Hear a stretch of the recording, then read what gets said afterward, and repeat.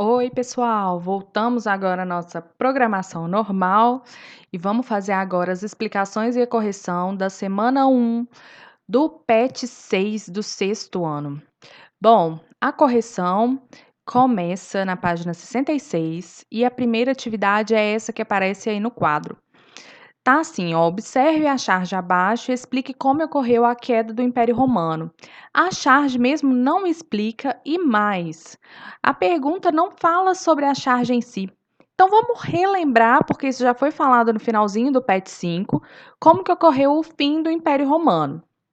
A gente tem algumas coisas para relembrar. A primeira são as invasões bárbaras, que são aquelas invasões dos povos que viviam ao redor do Império Romano, mas que não eram romanos, e que eles começaram a se infiltrar no Império Romano. Quando a gente fala em invasão, a gente pensa que foi direto uma batalha, mas não.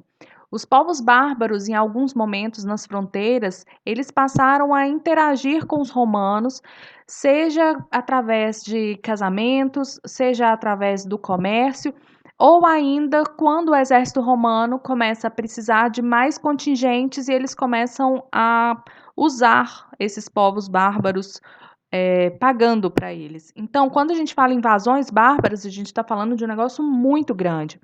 Por isso também que os bárbaros começam a influenciar no pensamento e na vida romana já bem antes. E uma das coisas que isso leva é uma crise do sistema econômico. Por quê?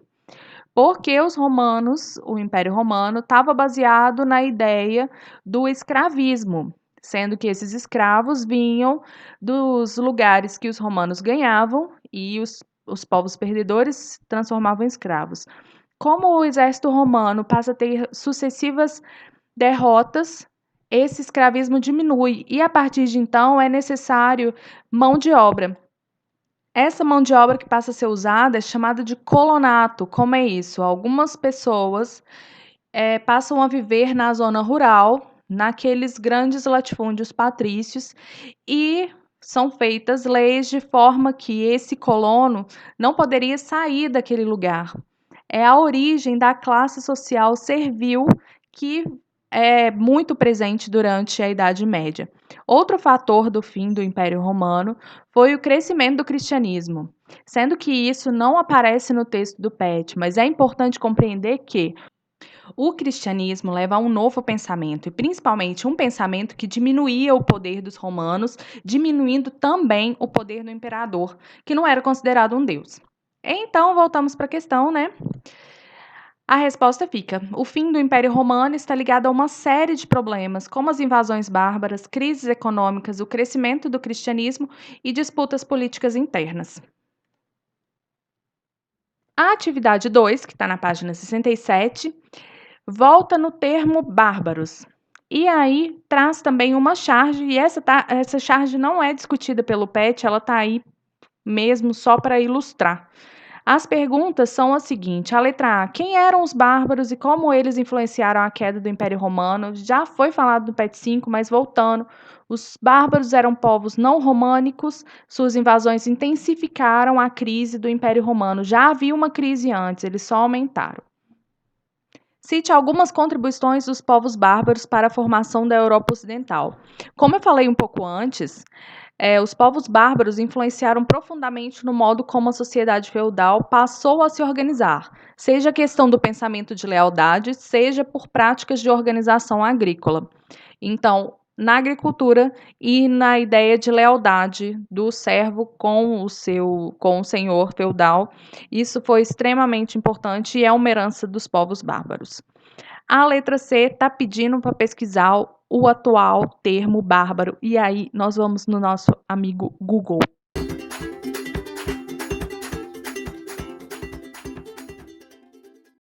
Depois de ver o Google, então, fica assim: o termo bárbaro tem dois conceitos hoje em dia. Pode ser uma coisa, uma pessoa rude, grosseira, cruel, feroz e selvagem, um comportamento bárbaro, ou pode ser uma coisa que é muito legal. Esse termo, que é uma gíria, ela não é muito comum, não.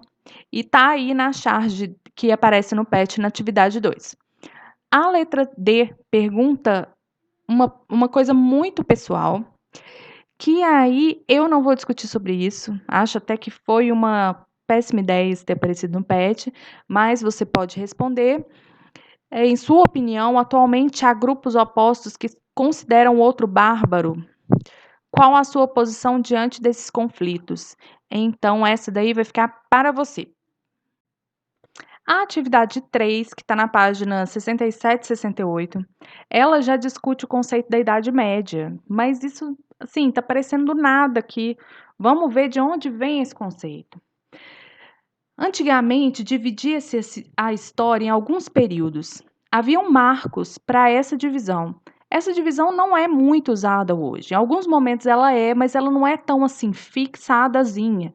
A gente entende que há um processo que modifica a sociedade a ponto de a gente considerar que é uma idade nova. O primeiro é a pré-história, que teria começado com o surgimento do homem há mais ou menos 100 mil anos antes de Cristo, né?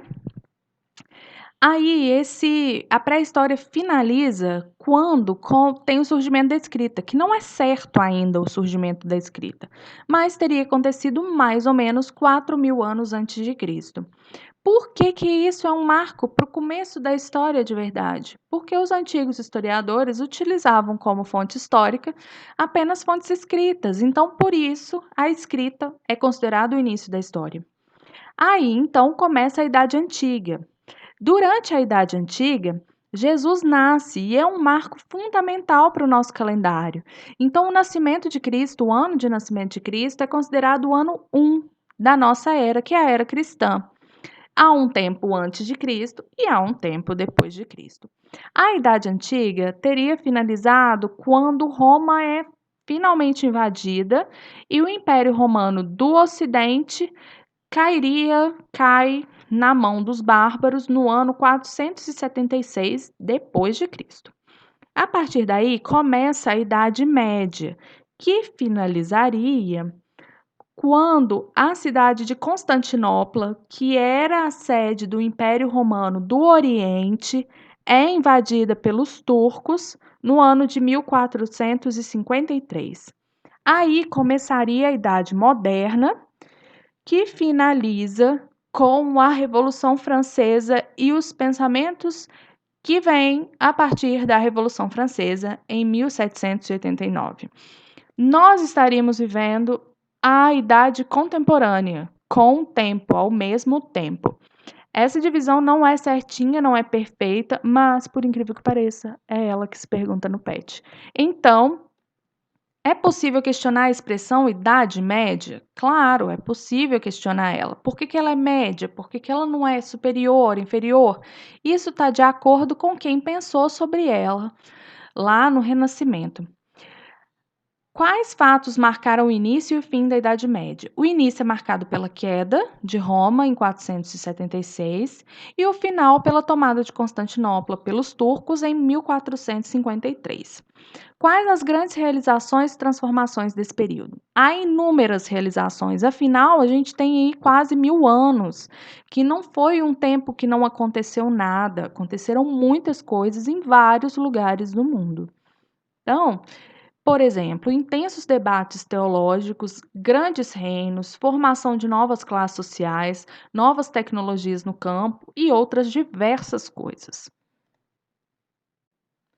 A atividade número 4, que é a última da semana 1, que está na página 68, traz um texto do Hilário Franco Júnior, que é um historiador que estuda a Idade Média, e nesse texto ele vai discutir aí sobre os hábitos, costumes e alguns objetos que vêm desde a Idade Média e que chegam ao nosso dia a dia hoje.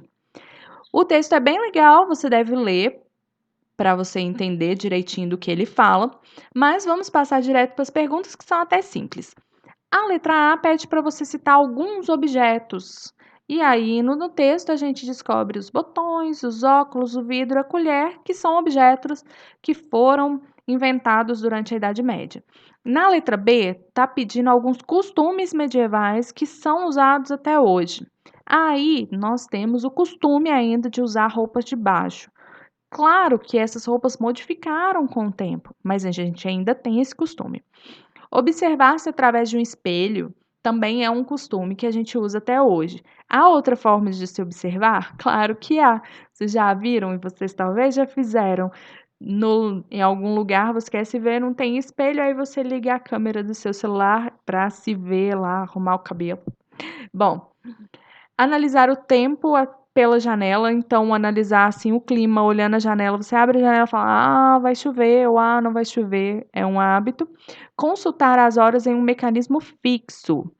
Lógico que esse mecanismo não é o mesmo relógio, você pode parar e ir num mecanismo fixo no seu celular, fixamente olhar.